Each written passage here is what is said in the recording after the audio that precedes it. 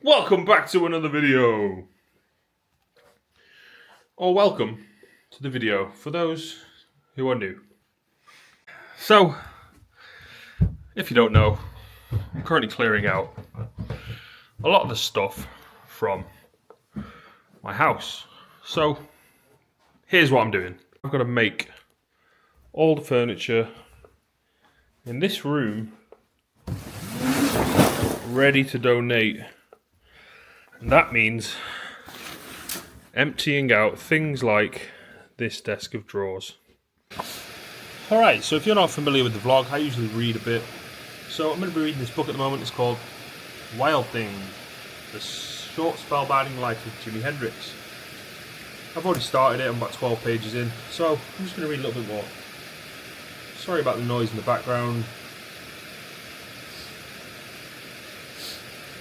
During my years as a Sunday Times correspondent, I crisscrossed America, but visited Seattle only once, in 1973, while on tour with the soul diva Roberta Flack.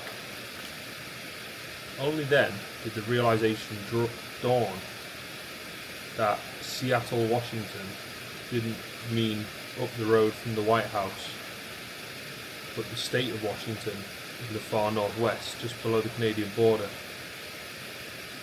I was there only one night, not long enough for any sightseeing beyond the city centre monorail, which by then had obliterated those hilly streets with their backward, whizzing Model T Fords. I remember the contrast between the American and Canadian news programmes on my hotel TV. The former always teetering on the edge of hysteria, the latter doggedly preserving a measured calm and dignity in keeping with their British heritage. Bing Crosby,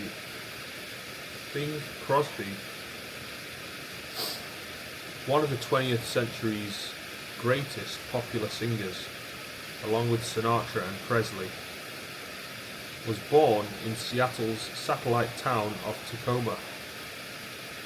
Otherwise, it is best known as one of North America's rainiest cities, as the original home of the Boeing Aircraft Corporation, as the setting for the Frasier TV series, and the birthplaces of Microsoft founder Bill Gates and the Starbucks coffee house chain.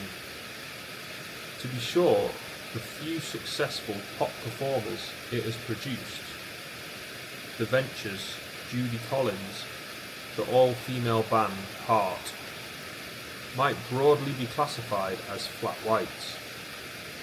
It's generally thought that Seattle played little part in the history of black American music, that this incalculable gift to humankind was a product only of New Orleans or Memphis or Chicago or the cruel cotton fields of the Mississippi Delta. But they are forgetting Jimi. It was in Seattle's era of Tin Lizzies and enforced teddy bears picnics that an all-black vaudeville show called The Great Dixieland Spectacle came through town. Even in the sentimental fantasy world of Dixieland, black could not be too black. The spectacle's female dancers were selected for their lightness of skin, which had to match a white postcard held up to their faces. Among them was Jimi's paternal grandmother, Zenora Hendrix, whose paler pigmentation was partly down to her great-grandmother, a full-blooded Cherokee Native American. Zenora's husband, Bertram, who worked in the company as a stagehand, was also light-skinned, though for a reason best kept dark.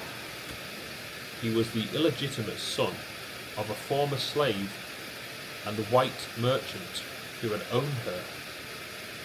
Such interracial relationships, known since the Civil War as miscegenation, remained a felony in most states, northern as well as southern. Following the Great Dixieland Spectacles Seattle engagement, Bertrand and Zenora decided to come off the road, settle down there and have children. But after just one summer, they upped sticks and moved again across the Canadian border to Vancouver. It was then an overwhelmingly white city with no openings for black dancers or stagehands. Show business thus seemed done with a family which by now spelt its surname Hendricks. The youngest of their 4 children, James Allen, always to be known as Al, arrived in 1919, strong and healthy, but with an extra finger on each hand. Back then, such infant deformities were widely believed to be marks of the devil, for which, not long previously, the luckless infant would have been quietly suffocated. However, infanticide had given way to do-it-yourself amputation. Zenora was advised to bind the superfluous digits with silk cords, starving them of blood until they simply dropped off. This they did only to grow back in an undersized, shriveled form, complete with miniature nails. Al was short, muscular, and aggressive, the total opposite of his tall, willowy, gentle future son. He showed an early talent for dancing, and in the single spotlight gleam to fall on him until that future son became famous. Was once photographed by a newspaper jitterbugging at a Duke Ellington concert. His build and pugnacious nature steered him inevitably to the boxing ring. He had a few fights as a welterweight, but never earned enough to make the punishment worthwhile. Unable to get a job on the Canadian railways as he wanted and hungry for action, he soon lit out across the border to the American city where his parents had once briefly lived. Seattle, on the cusp of the 1940s, had little of the overtly brutal racial discrimination to be found in the Jim Crow South. Its African American population lived mostly in the 4 square mile central district. No monochrome ghetto, but a polyglot community that also included Jews, Filipinos, and Japanese. It was a smaller, wetter version of New York's Harlem, with its own newspapers and restaurants and a string of music clubs along Jackson Street, including the famous Rocking Chair, where the young Ray Charles would later be discovered after finding his way there from Florida. Yet discrimination operated in subtler forms. The Central District's black residents inhabited its most run-down housing. As throughout the rest of the nation, their employment opportunities were limited to the manual or menial. In 1940, 21-year-old Al was working in an iron foundry when he met a stunningly pretty high school 9th grader named Lucille Jeter at a Fats Waller concert. They had much in common, Lucille similarly tracing her ancestry back to slaves and Cherokees, but most of all a mutual passion for dancing that soon had them bopping into bed. In December 1941, Japan launched its surprise bombing attack on Pearl Harbor, thereby bringing America into the Second World War. Al, who by now was racking balls in a pool hall, realized he would soon be drafted and, with Lucille already pregnant, decided they should get married as soon as possible. The wedding took place in March 1942. 3 days later, Al joined the army, which immediately spirited him away, and his young bride returned to high school. For a year afterwards, none of Al's army pay got through to Lucille, forcing her to quit school and seek work in the clubs. People cracking up in the video. Stay tuned. starting off today's video. Okay, looks like yesterday's video is done. Alright, that was a bit of reading for now. It's from the book about Jimi Hendrix. And just started it not too long ago. So far, it's been a good read. I don't know why, but when I first opened it, the first quick sort of read that I had was really not to my liking. I'm not sure why. I just wasn't feeling it. But then, as I keep going back for more, it seems like actually quite a good book. And you know what? I'm liking it. Good read. So I'm just putting up the video from yesterday. So just like yesterday, I'm not starting this video in the morning. You'll notice if you watch my vlogs, I sometimes start in the morning and I sometimes start in the evening.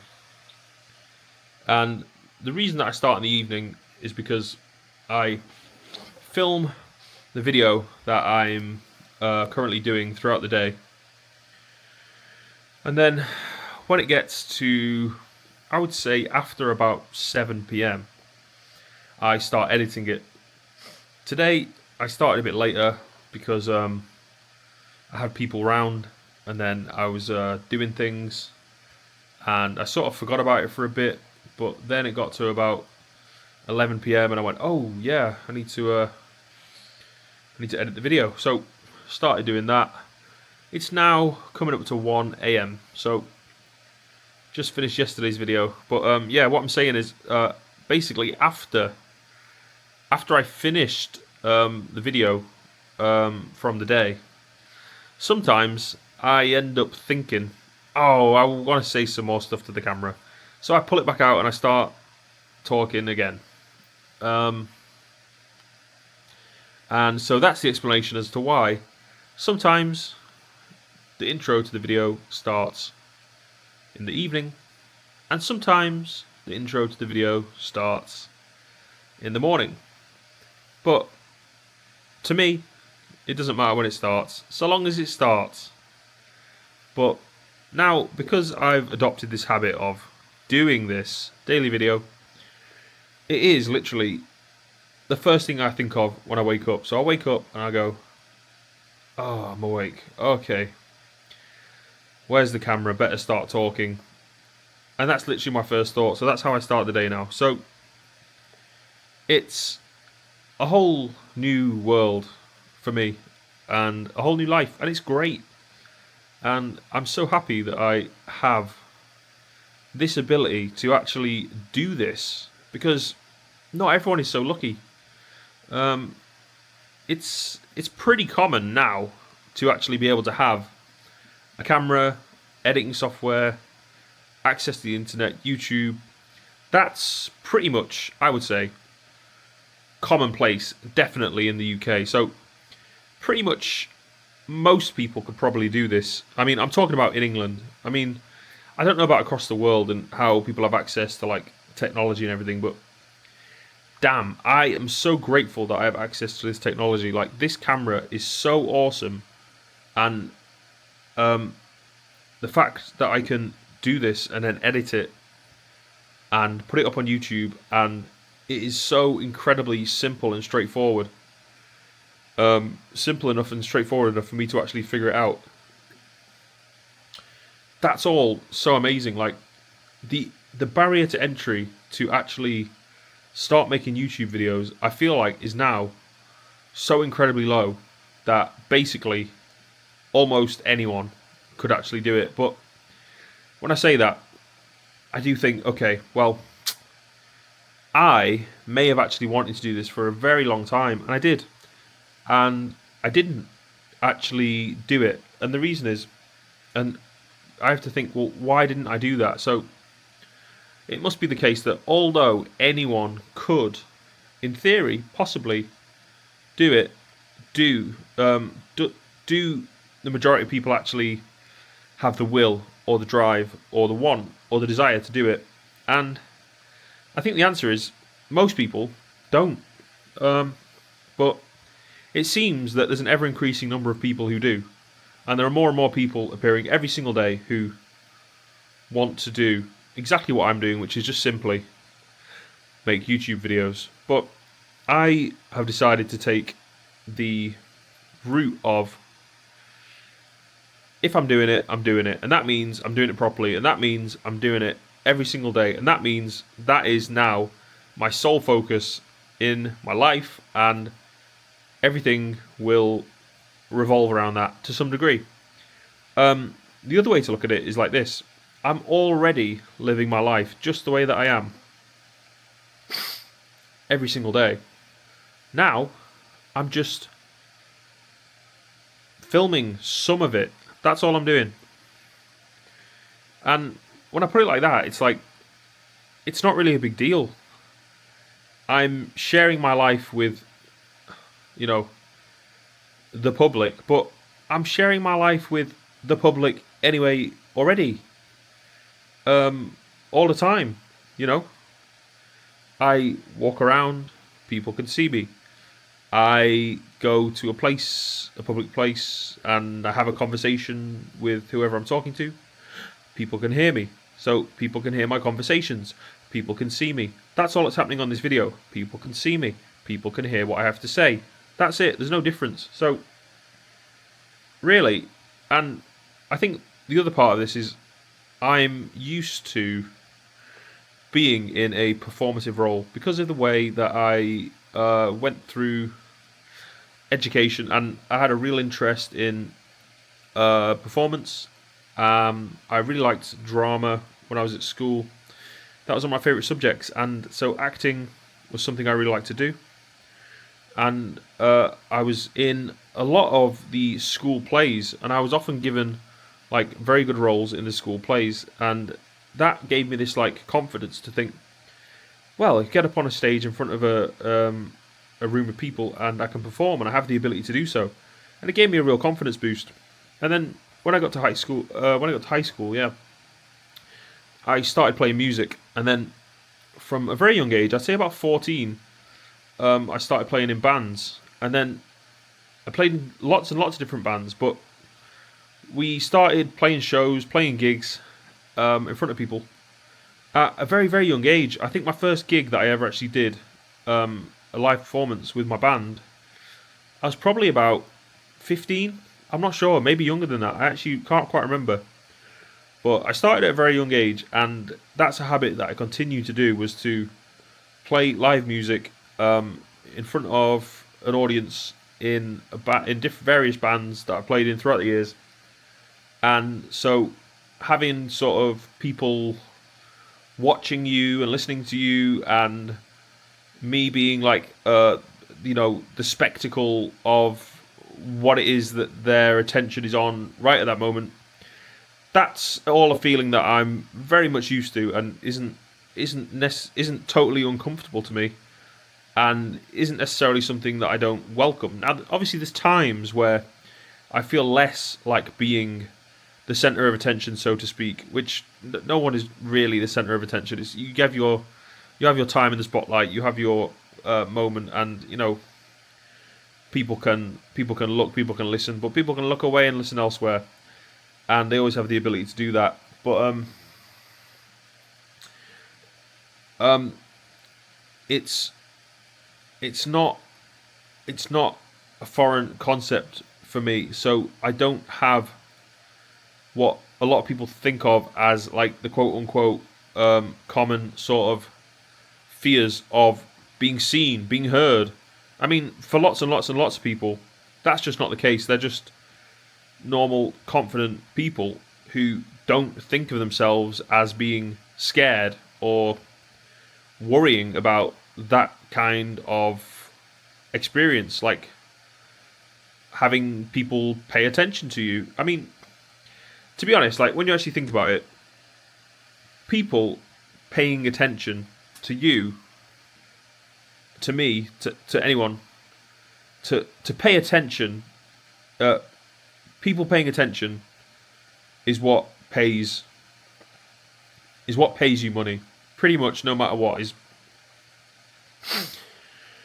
any position that you get in a job is given to you based on the fact that someone has paid you some attention and they liked what they saw, they liked what they heard, and they give you a chance at taking the opportunity, and they pay you money in return. And all it means to get a better position within that same job is that you prove your abilities,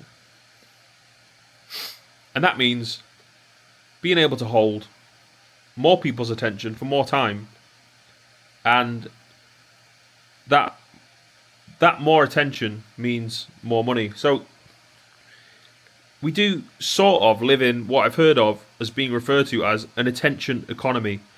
The people that can keep your attention for longer periods of time are the ones that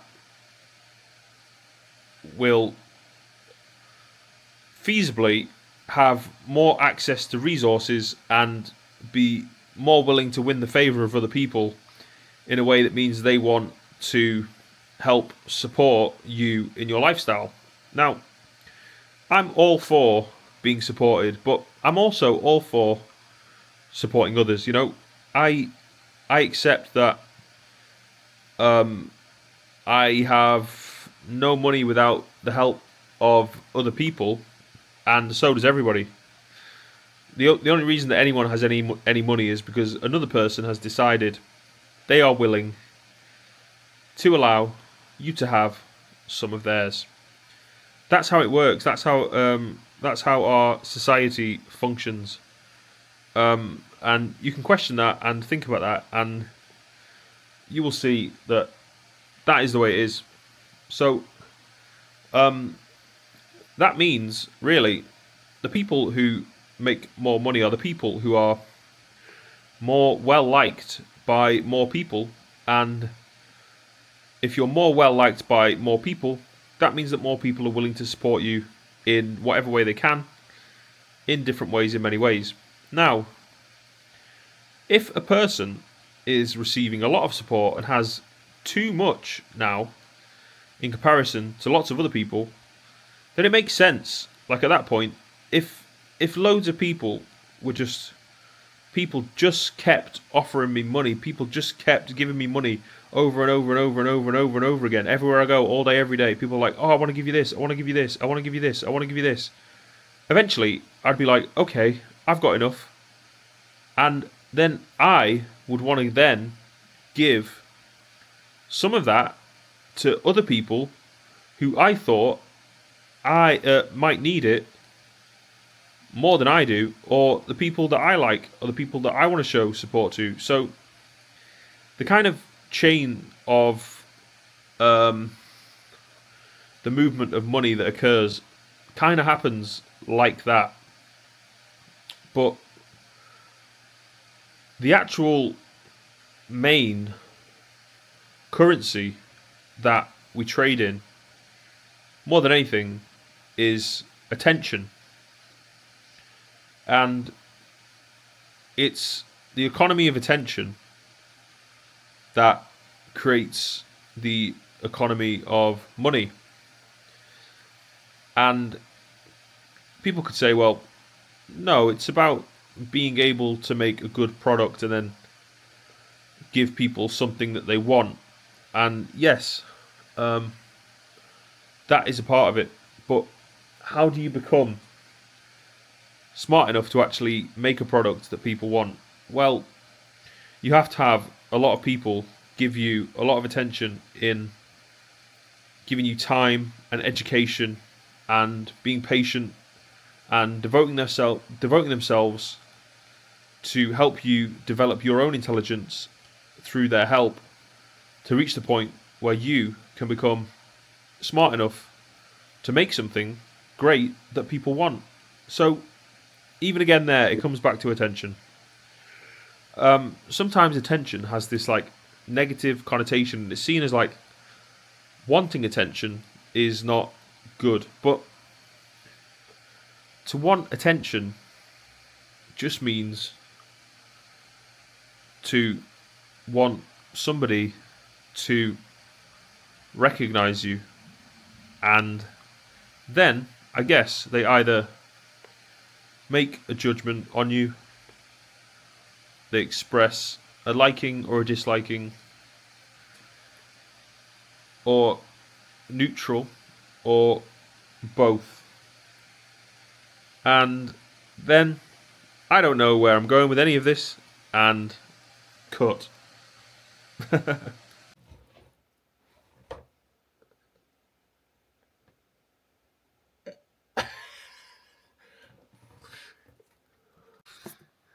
Okay, so this is going to be me on a KSI, the video, the try not to laugh challenge. Okay, I'll show you my audition. Okay, you ready?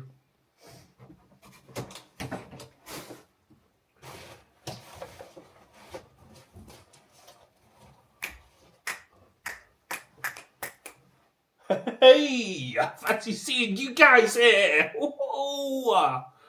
Yeah. How's it going, guys? How's it going? How's it going?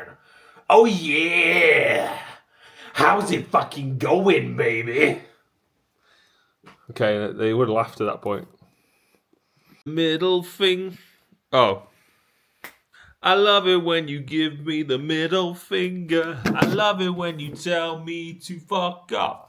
I don't want this nasty smell to linger. It's really starting to give me a cough. So just fuck off. Just fuck off. Just fuck off. Just fuck off. Just fuck off. Just fuck off. Just fuck off. Fuck off. Just fuck off. 1 and 2 and 3 and 4. I love it when you give me the little finger. I love it when you tell me to fuck off. Don't want this nasty smell to linger. It's really starting to give me a cough. So just fuck off. Just fuck off. Just fuck off. Just fuck off. Fuck off, fuck off, fuck off. I love it when you give me the middle finger. Bum chicka wow wow. Wiki wiki bum. Chicka chicka bum chicka bum chicka wow wow. Pray Ananda, pray Ananda. Sweet in kissing, sweet in kissing. Bow to the city, bow to the city. Hey Ananda, bow to the city. Ananda, bow.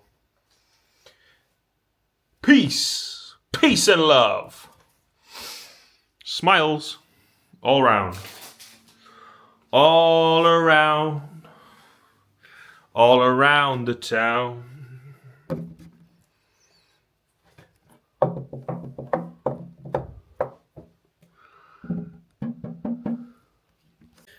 All around the town. All around the town. All around the town. All around the town. All around the town. Peace. All around the town. All around the town. All around the town. Peace. All around the town. All around the town. All around. All around the town. All around the town. All around the town, all around the town, all around the town, all around the town, all around the town, all around the town, all around the town, all around the town, talent, all around the town, all around the town, all around the world.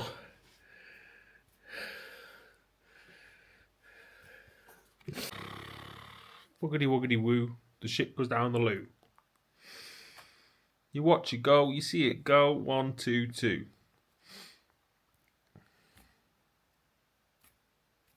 What's good? What's good? Yeah. Yeah. What's good? What's good? Yo. Yo.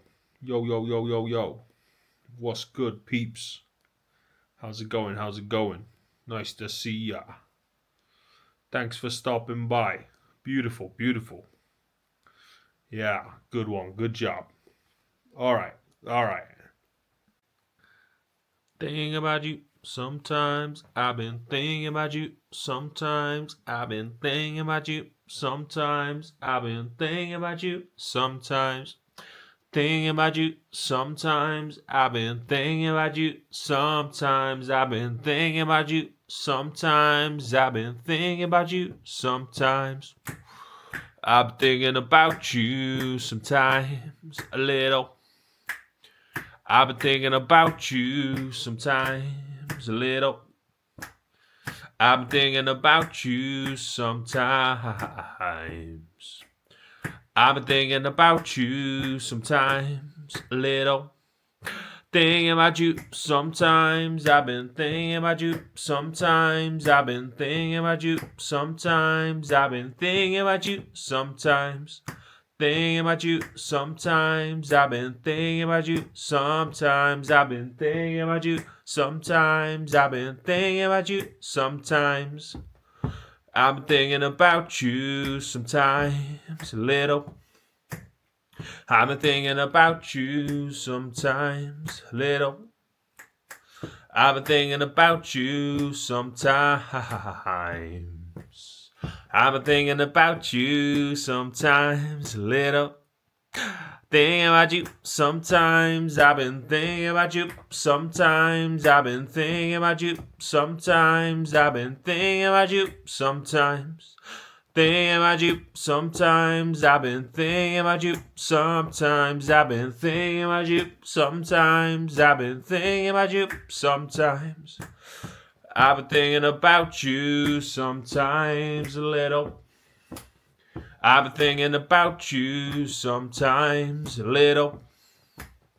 I've been thinking about you. Sometimes I've been thinking about you. Sometimes a little. Say it again.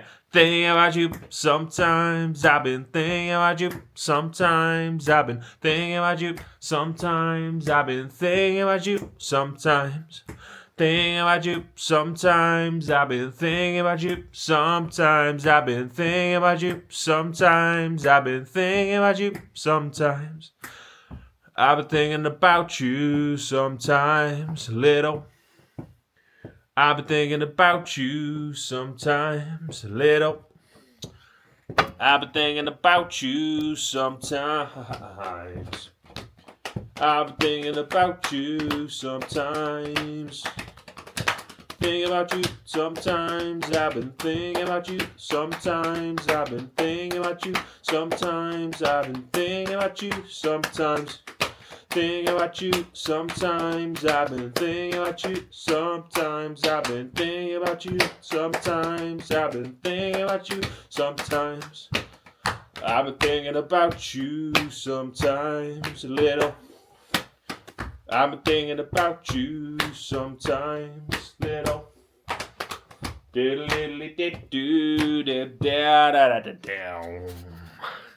I've been thinking about you sometimes. That's Thinking by Lewis Cole. Check it.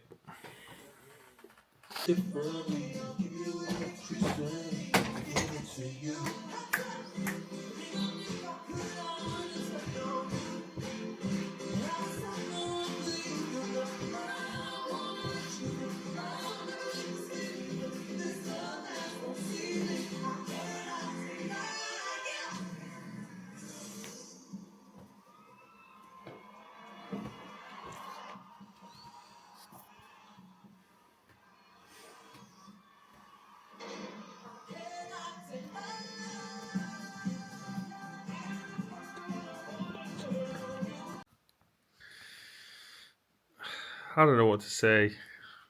Again, I've been sitting here for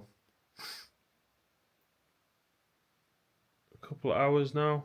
Well, it's nearly 4 a.m. It's 3:34,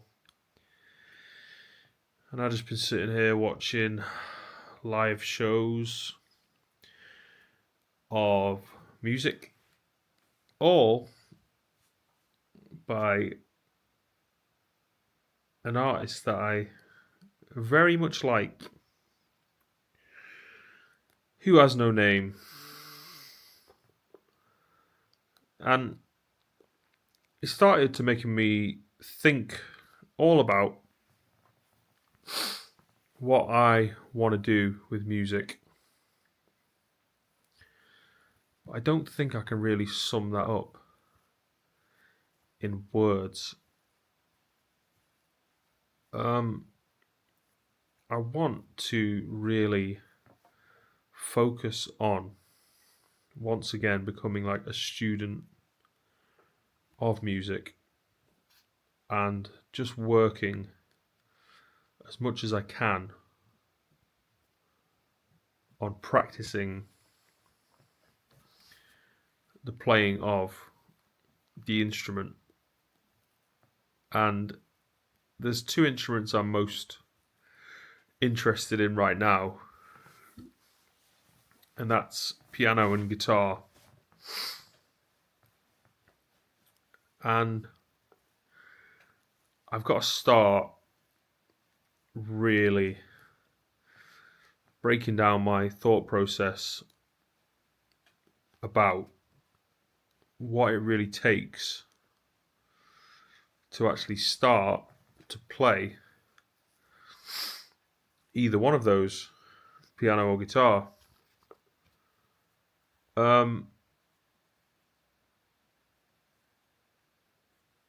What it is that I'm trying to convince myself is that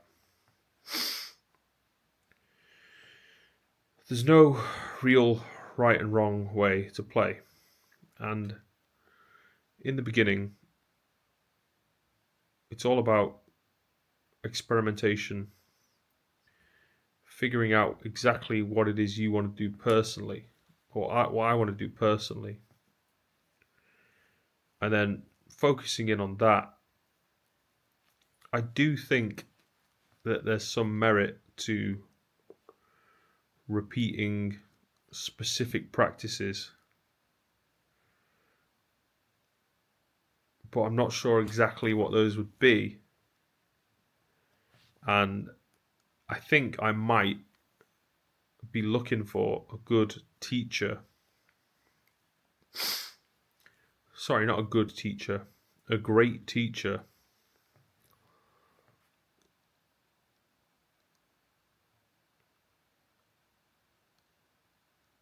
that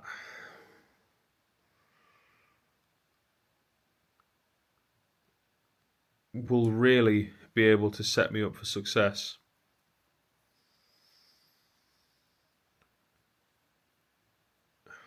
And I'll be able to work on it from that point. But I'm not sure where to look. I'm not sure I can do it by myself. I don't think I can.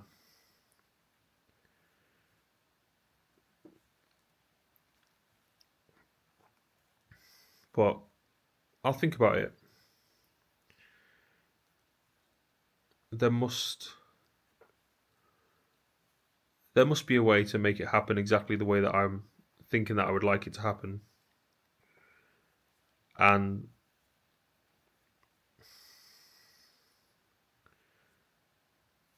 if I focus in really intently on thinking what it is that I want,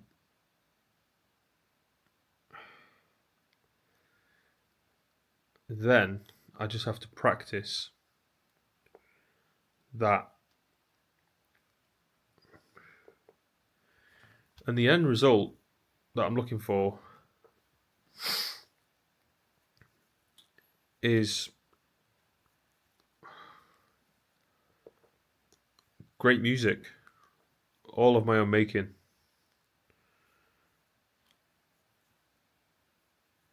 What I'm going to do with that, I don't know. But it's a place to start. That's important.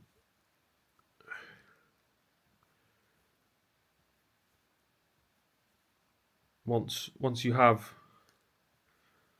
a direction, then it's just a case of keep going. It's picking a direction that can be difficult at times because you're not knowing exactly what it is that you want. Or I am not knowing exactly what it is that I want. But I'm getting to the place now where I'm starting to see it much more perfectly. Exactly what it is that I want. And that's all it really takes, as far as I can tell. Because once you have that, then taking steps in that direction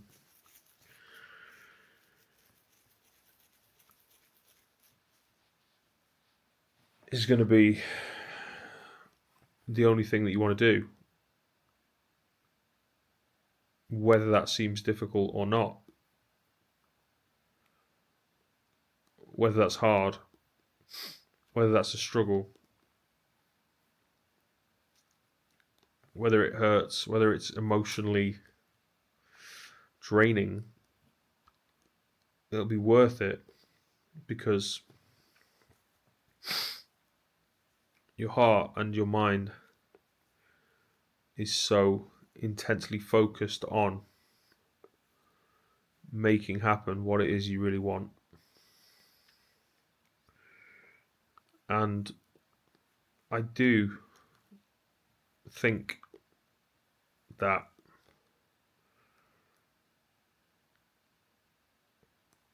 I'm better now at being able to actually discern what's me and what's not. And my thinking is a lot better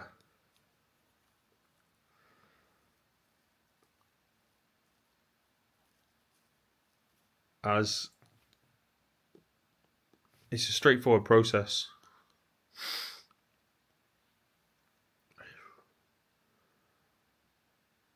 From thought to manifestation. Quite straightforward. I've reached that point of seeing what the steps are and I'm just taking them. Just taking those steps.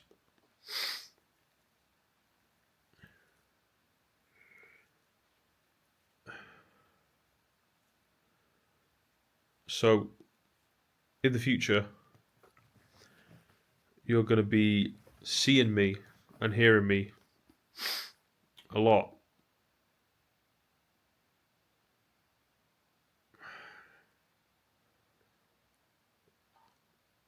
And my music is definitely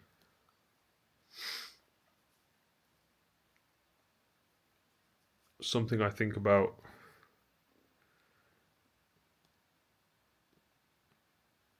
and try very hard to make the best that it can be. Not that it is, not that it will be, but the application of the effort itself and the intention that is presented on my part is 100%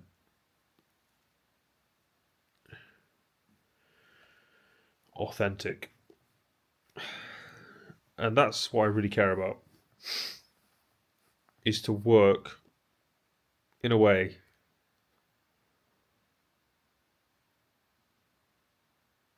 that really reflects my honest thoughts and feelings, and that I put work into to the point that I can't find fault with it myself. That makes my creation, to me, perfect. And it could be anything that I actually make at that point is exactly as it should be, with no fault.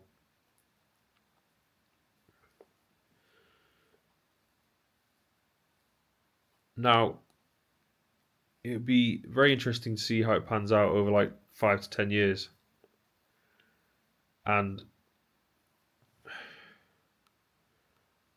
I will still be working just as hard as I am now, I believe then. But I'll be interested to reflect on, looking back, what it is that I think of myself at this time in comparison to then.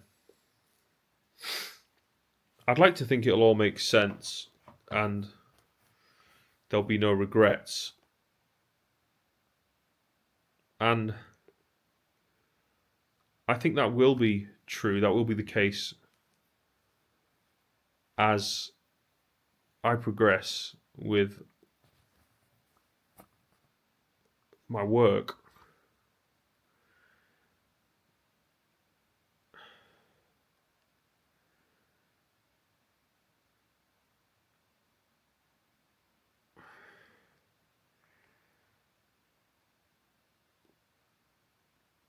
But there's only one way to find out, and that's by living through the path, moment to moment, and just focusing on doing what I can to make the best situation in terms of every category of life and understanding that you could take into consideration. There are a lot of different avenues that you can go down with your thinking in terms of where you want to go, your career, your drive, your direction. That's all that is. And I want to take all of that thought process and reflect that in what I do.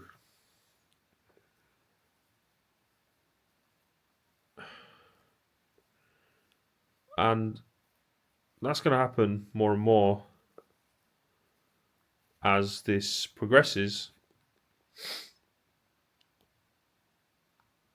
And there's going to be many more interesting things on the horizon, I'm certain. And it's all starting with this moment right now. And the future is just a creation that we're all taking part in collectively and trying to make.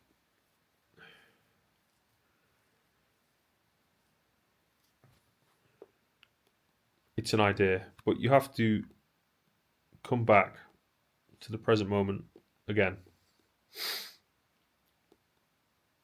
and simply look at where you are what's around you and think, what is it I'm going to do right now?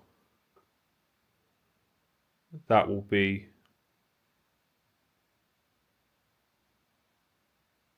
what I want more than anything. That's always the exploration in life, and it just goes on and on. And it takes different forms, and it changes, and it becomes something else compared to what it was, and it goes from this to that, and you see the way the flow of life just continues to be. But when you are connected to that, the spiritual dimension of the earth, let's say, then you have access to what it is you want. Then your dreams become realized, and your life becomes a dream. If that's not what you want, think very carefully.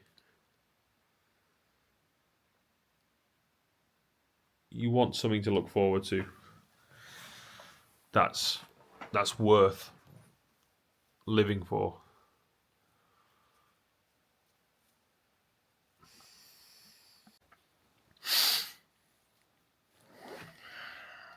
Video reporting. Software initializing. I am a robot.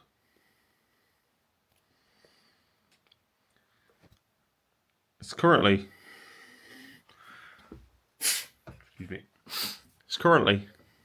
5:35 a.m. I've spent the last hour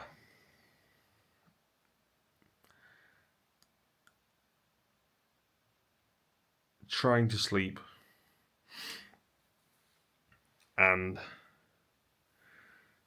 my thoughts have just been racing constantly, and I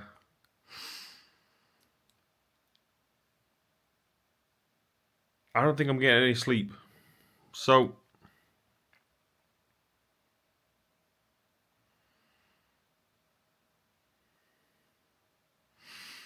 I think I'm just going to start the day here.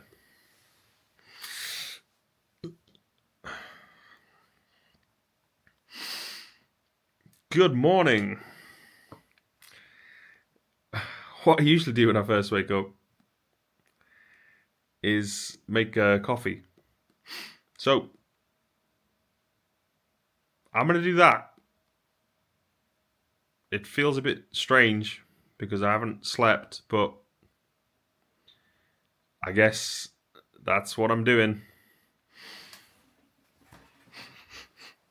Oh, Jesus.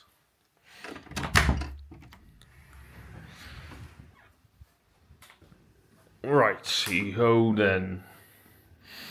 Let's turn the camera around and see what's going on the other side.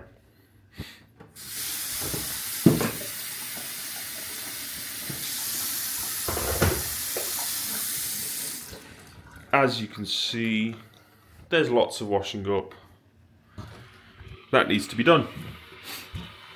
And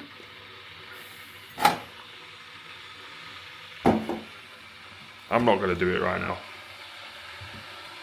I did some before. There's always more. Why is there always more?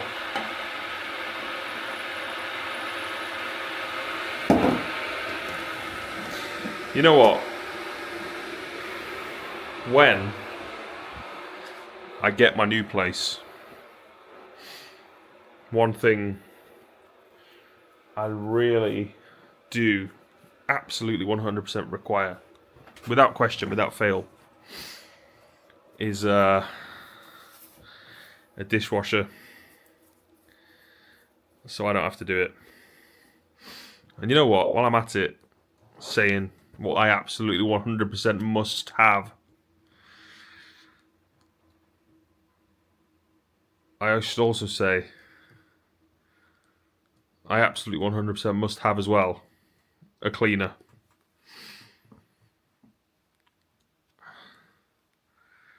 Because I'm not doing anything anymore.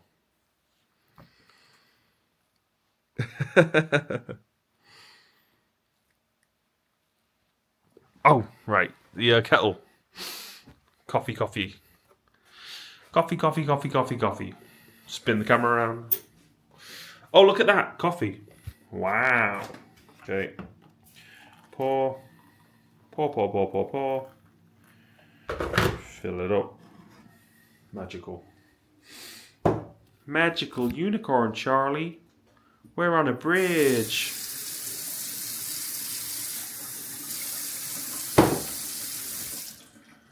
Do you remember Charlie the unicorn? Charlie the magical unicorn. What was that all about? I have no idea. But it was a good time to be on the internet back then. So another day, another dollar, and today is the 7th of February 2026. And like I said earlier, I really feel as though I've recently reclaimed my mojo. And I'm very, very, very, very happy about that. Where did it go? I don't know. It's not going away ever again. I'm not going to let it happen. I'm going to make sure I will go crazy before I lose my magic touch this time. Life is now 100% within my control. And all and every situation will always go now in my favour. Exactly the way I like it to, exactly the way I want it to. There will be no other choice. There will be no other option. I have to align my will 100% with the manifestation. That's the secret. I think I got it all figured out. I think I've finished the game. I think I've completed the game. I think I have all the answers. I think I know everything. I'm not going to stop on this power trip. It's way too good of a feeling to be thinking like I am the entire universe. Because then it's like, well, what can't you do? And the answer is like, I don't know. Nothing. Is that bad? Am I not allowed to be so arrogant to think that I have some kind of power, some kind of purpose, some kind of ability, some kind of superhuman control? Maybe that is just unbelievably arrogant. Or maybe it's true. Or maybe it's false. I'll consider that a possibility.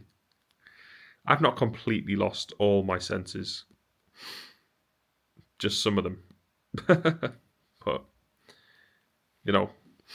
basically, you know, I'm going to be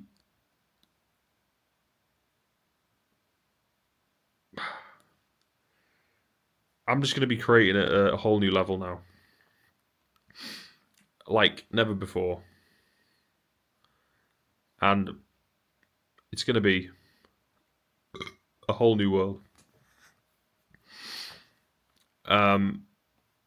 It's going to be far, far away from anything I've ever seen or experienced.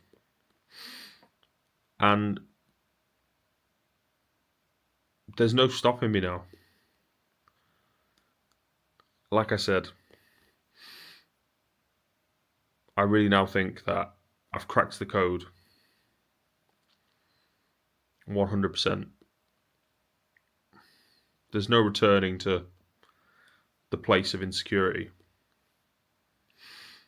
I've now committed to this way of thinking, this way of acting, this way of speaking, all of that. There's no going back.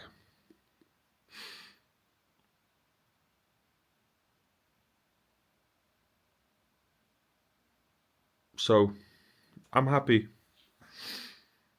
I'm happy that I've found the secret. I'm happy that I've conquered the heart of the devil. I've conquered it. I'm now just complete, perfect. I'm no longer being harassed by ideas of incompetence, of inability, of insecurity, of fear. Those ideas now have just vanished. They're not there.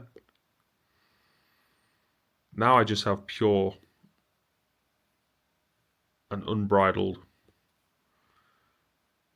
self-confidence, belief, strength of character, solidity of my mind, knowledge of my ability, and I'm not going to stop bigging myself up. No matter what anyone says. Why should I? I am great. Why would I not want to believe that? Why would I not want to say that? Why would I not want to act like that's true? It is true. Of course I'm great.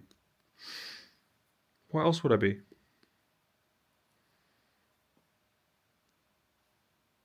How could I possibly be anything else other than that? And why would I want to be? I want to be in control. I don't care who knows.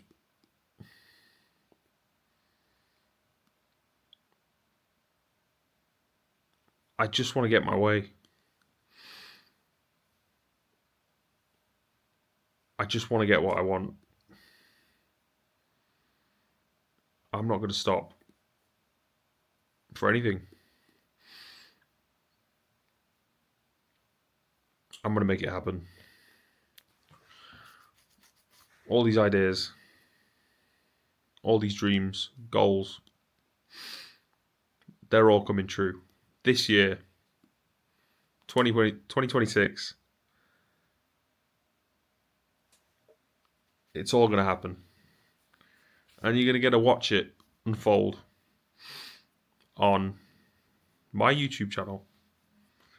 So, if you are ready for greatness and you want to see what that looks like, then keep watching.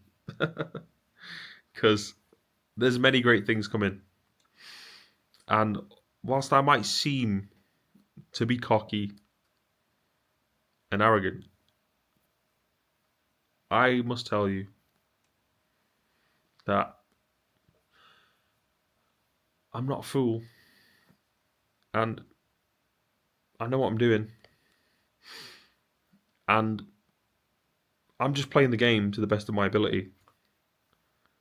Which means owning my every thought, decision, action.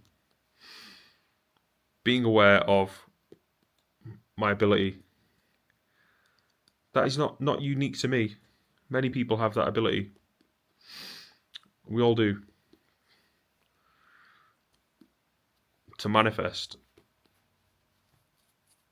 I'm just increasing my ability to manifest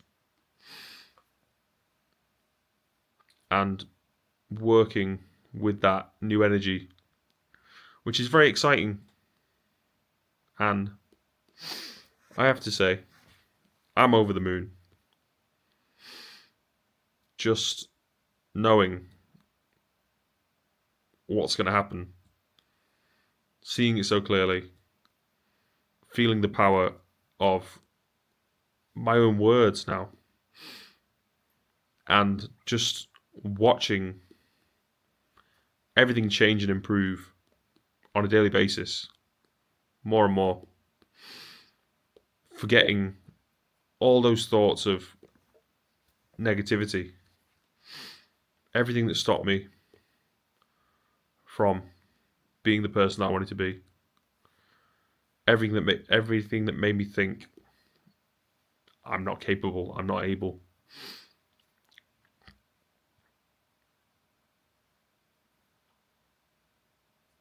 That's all got to be considered to be a balanced person.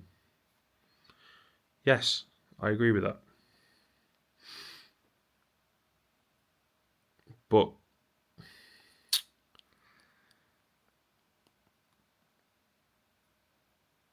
that's not all I am. I'm all of that.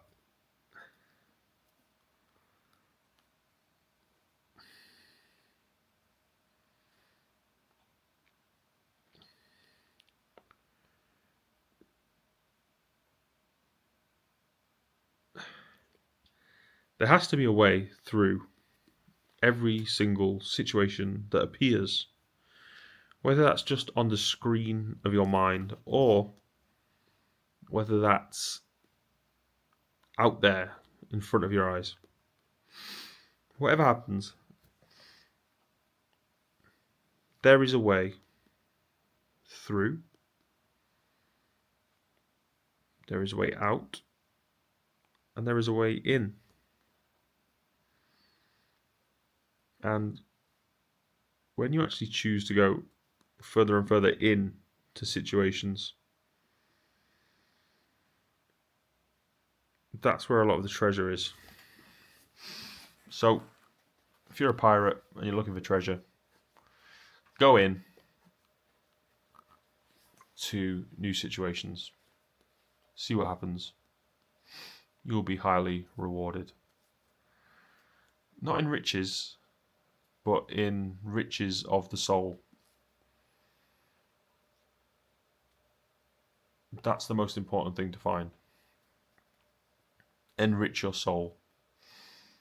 Enrich your heart. Enrich your spirituality. Enrich your sense of self. Enrich your feelings of well-being. Enrich it all.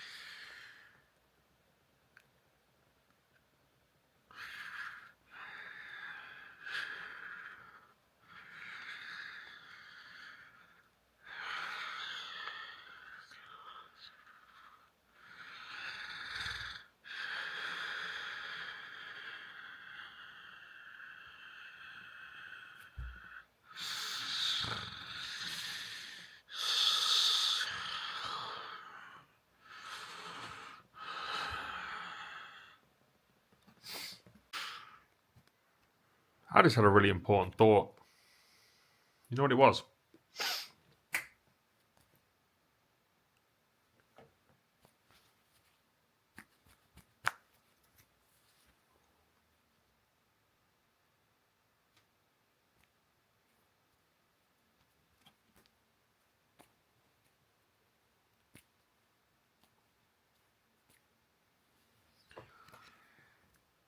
I realised that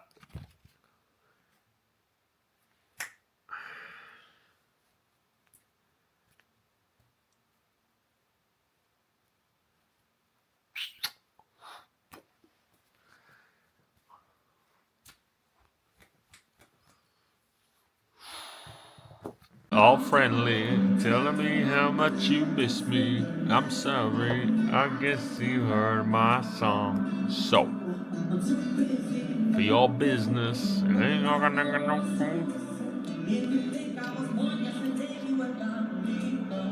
So I cut you off.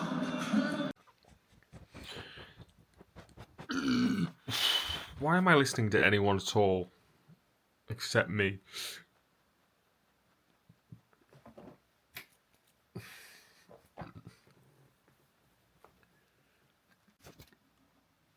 I've been making some peculiar videos. I wanted to push the boat out a little bit. See just quite how nuts it can get. Anyway, update. It's 8:17 a.m. and I'm drinking a can of Bud Light. I've been up all night, so it doesn't seem that odd to drink a Bud Light at 8:17 a.m. I was drinking earlier to try and make myself sleep. But like I said, I shut my eyes and I just kept thinking and thinking and thinking and thinking and thinking.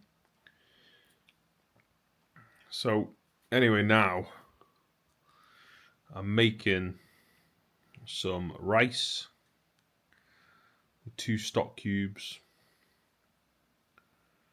and then I'll pair that up with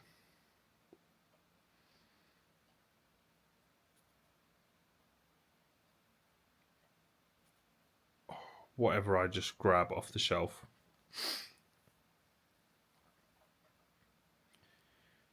And just stuck the oven on as well. Put a pie in there. It's Fray Bentos.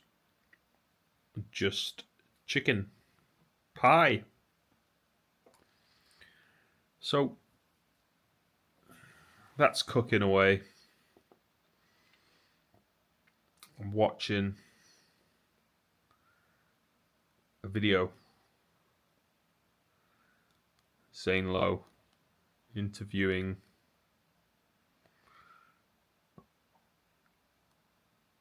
Dua Lipa, Radical Optimism, songwriting, and headlining Glastonbury on Apple Music. That's all what I'm doing.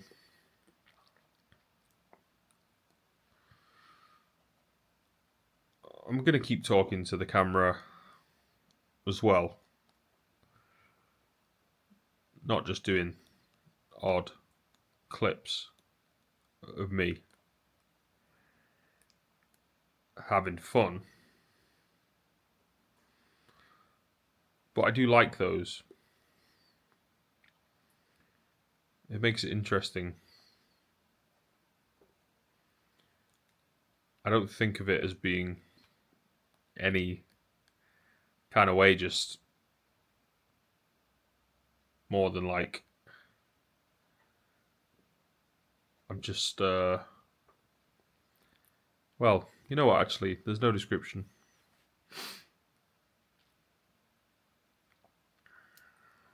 So I've got to wait 6 days now until I can get the computer fixed.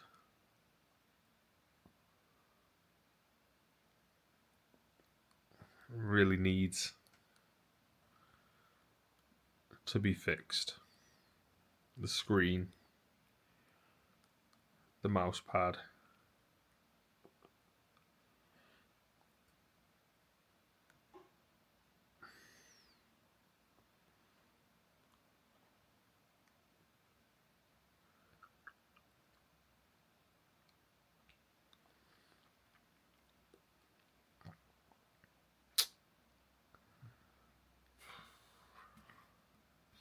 And I just don't know how to be now.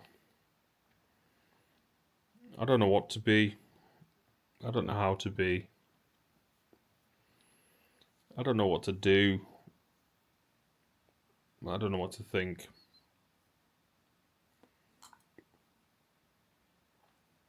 I'm not making any effort now.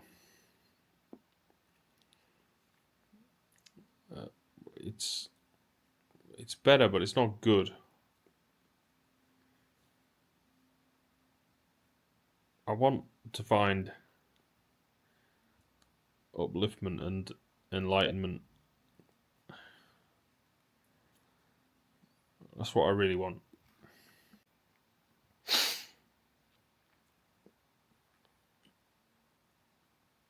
I don't want to feel like this, but I don't know what to do.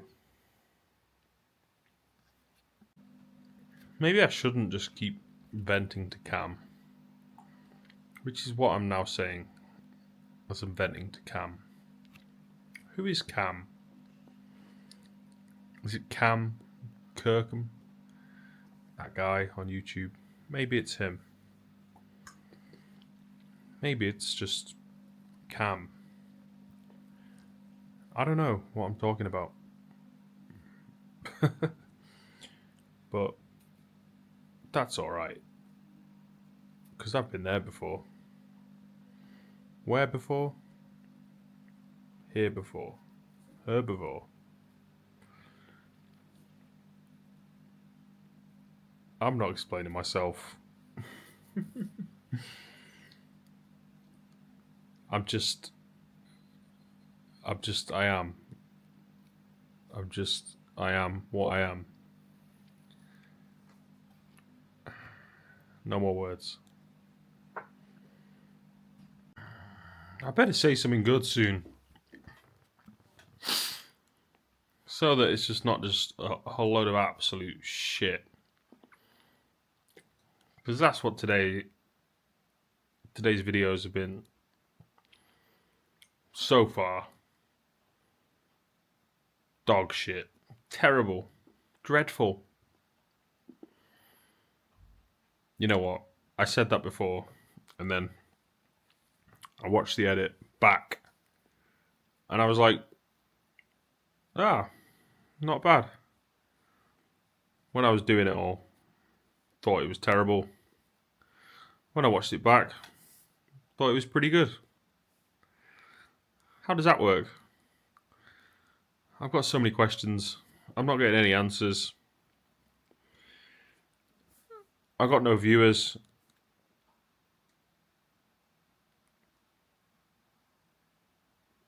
If I had more viewers, I'd have answers to my questions.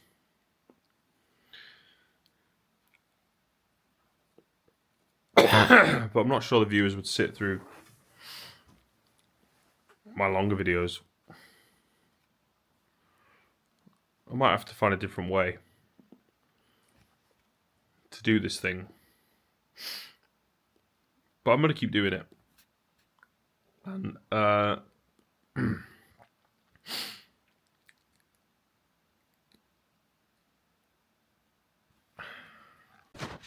don't know if I'm going to go anywhere today. I bet that I will. I would bet money on it that I will go somewhere today. But if I bet money on that, then it would be quite biased, because then I could just go ahead and just do it. But if I'm just going to choose what I'm going to do, there's probably going to be a point where I'm just like, all right, I want to go out. But right now I don't see it happening. It's real complicated. I've got to get to the bottom of it. I'm not sure how, but there has to be an idea that I have that actually works.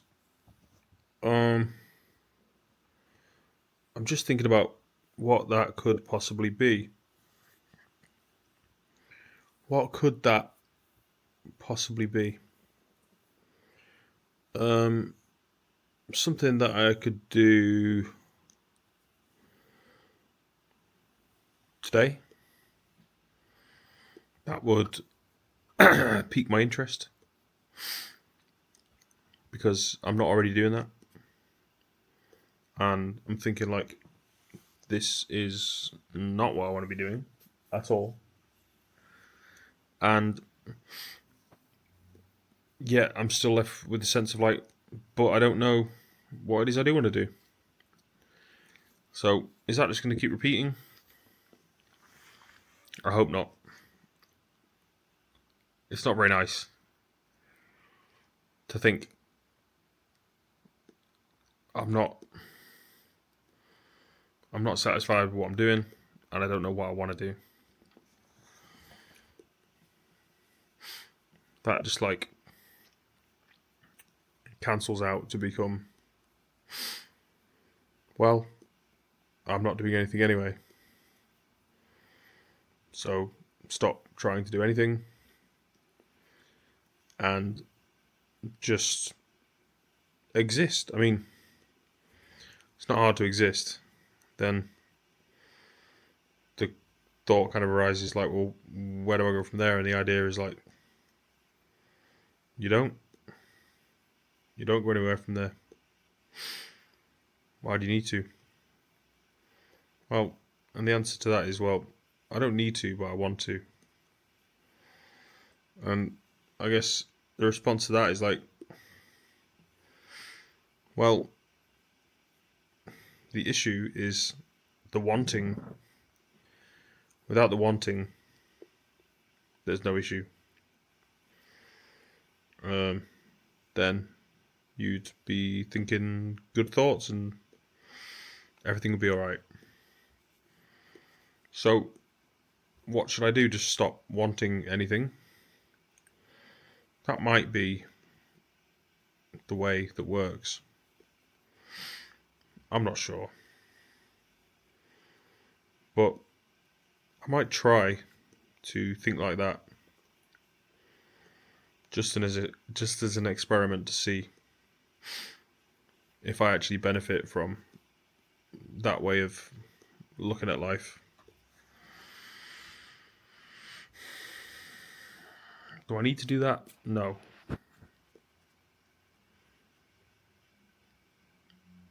Do I want to do it? Not really. So why am I doing it? I don't know. I can't explain everything. I can't explain anything a lot of the time. What do I do? That question again. As if I have to answer that at all. As if there's an assumption that I should be doing something, or I have to do something, which I don't. I am doing something, if you want to be technical. I'm sitting here, I'm recording myself on camera, and that's it. That's what I'm doing. So where does this idea come from? I need to do something. I don't know. I have no idea where that comes from. It's not like it's a necessary thought. It isn't necessary. In fact, totally the opposite. So, all this time that's been wasted on thinking these thoughts, I could have been spared from, and then not had to deal with feeling like I shouldn't be what I am. So, I'm just not going to do it anymore. Not that it's something I do. Anyway, I don't. I changed the pattern, changed the habit, reprogrammed that whole set of ideas. Now, I'm not interested. I'm only interested in order to explain it all away. That's all. I am going to study trigonometry at Oxford, said the man in the grey trousers.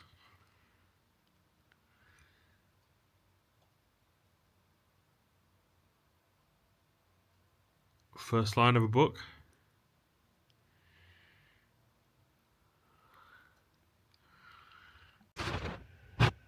I wonder if I can write a book.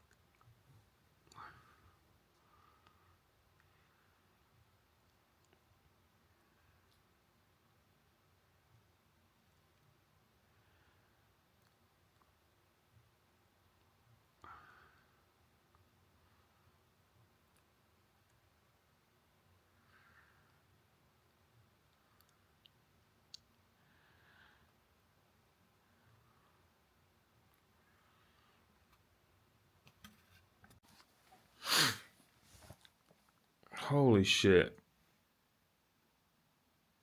I've been asleep.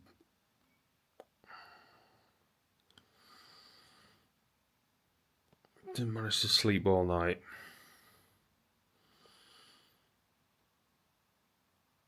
Fell asleep in the morning. No idea what time.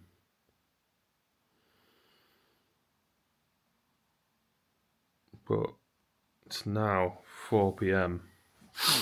I just woke up.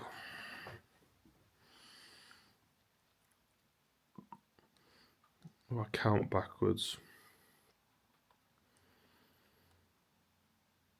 4 p.m. minus 4 hours is 12 p.m.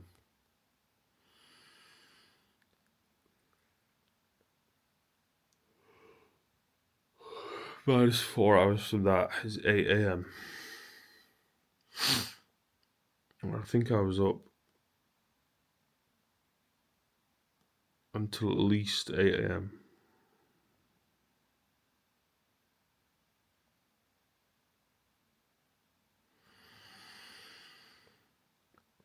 I have no idea how that happened. I think I was just riding a bit of a personal high.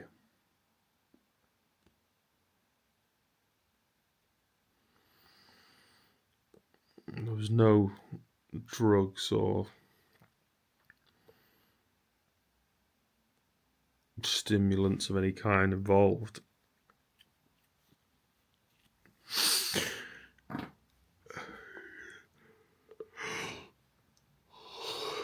It's not even really caffeine.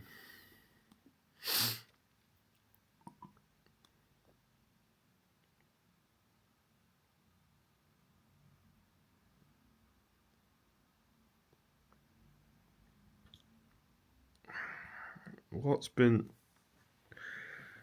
overstimulating me recently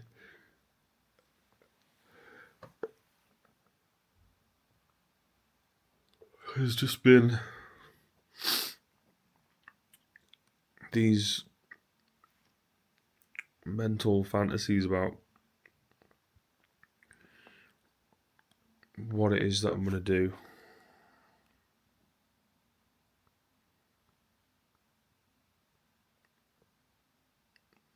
Once I've sold my house,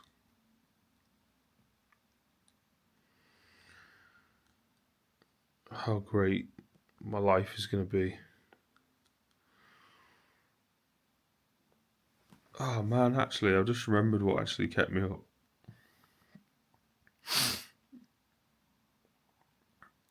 I was watching Dua Lipa. A lot of her lyrics are like, you know, dance all night.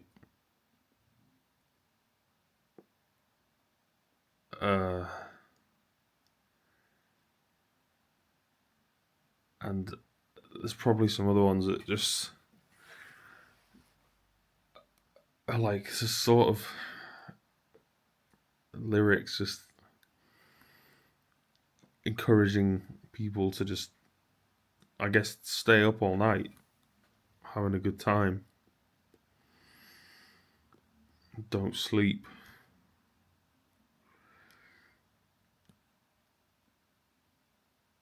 So I think that was the effect it had on me. I watched one of her really early shows last night where she plays like New Love. She plays some songs that I never heard before that I think probably never even made it onto her first album. But the difference in the performance is just incredible. Like, from a first album to a second album to a third, when you watch the performances, the live performances,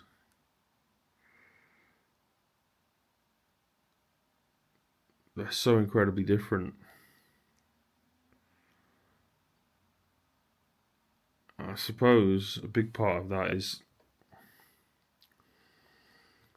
being able to have the money to actually do more of what you'd like to live on stage.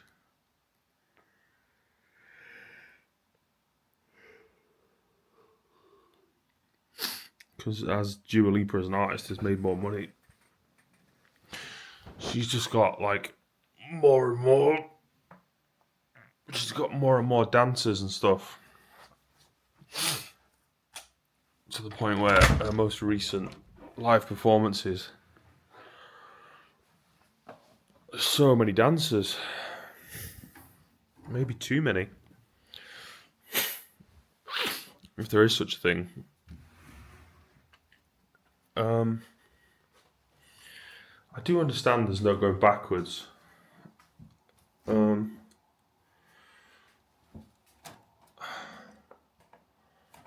So as progress is taking place,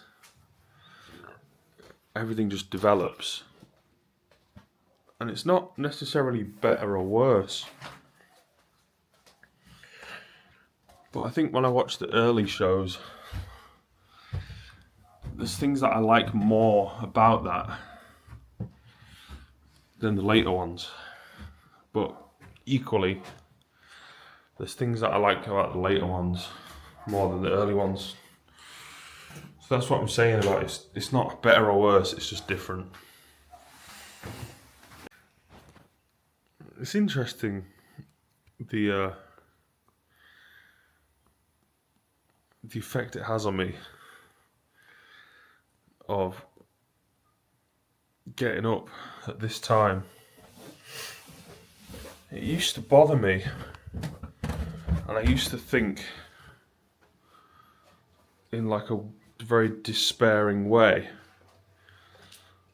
just because of the fact that I'd got up later, as if it had some kind of, you know, incredibly negative significance, which it definitely doesn't at all. It has no effect on anything whatsoever.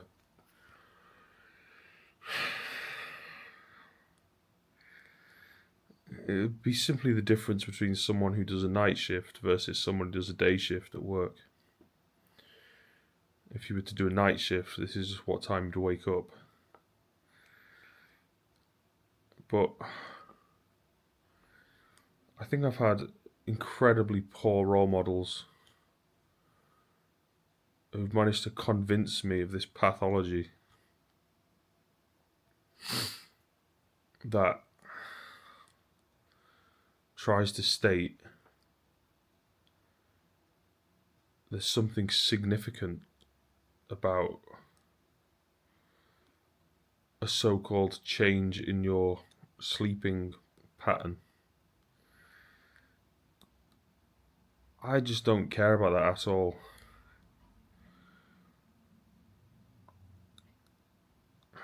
And I'm not letting that stop me from having a good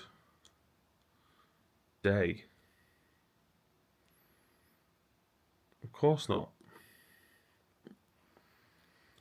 So now, no matter when I get out of bed, I'm still going to have the same positive attitude. You know, I may have missed like the daytime hours of like the shops being open.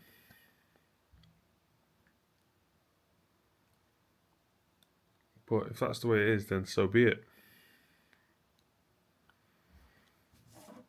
I don't have a problem with that.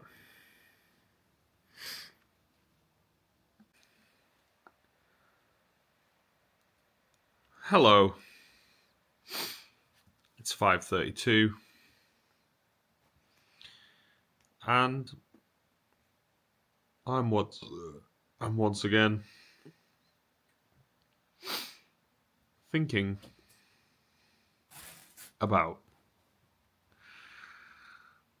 what it is that I'm going to do. I don't want to be waiting for anything. But as I am waiting, and I realise I am waiting,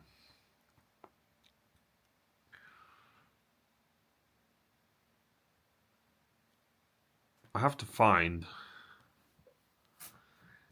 some kind of interesting thing to do. In the meantime, between now and what it is that I'm waiting for,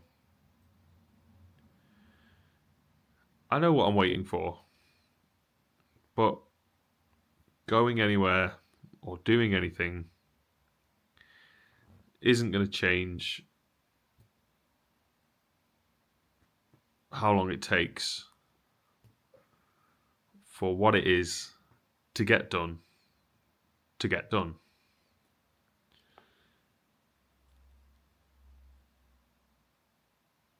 I'm now seeing and understanding the merit in being able to make fast cash. I think that is very important,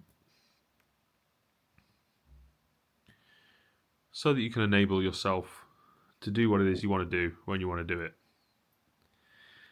Because that's all I'm thinking now is, if I had the money, here's what I would do. And I'm just waiting. So I need to stop waiting, really.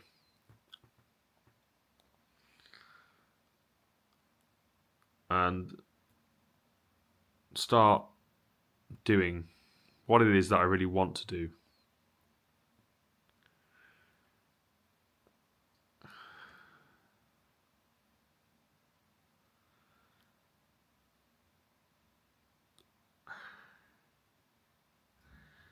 I could. Okay, wait, I'm so desperate to leave. I just want to go, like, right now, if possible. It's just not possible, is it?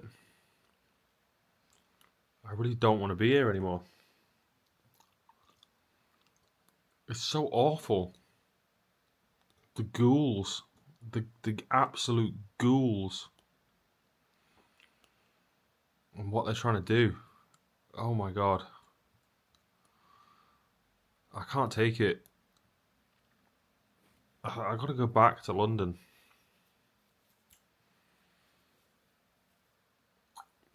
I don't know what I can do to make this faster.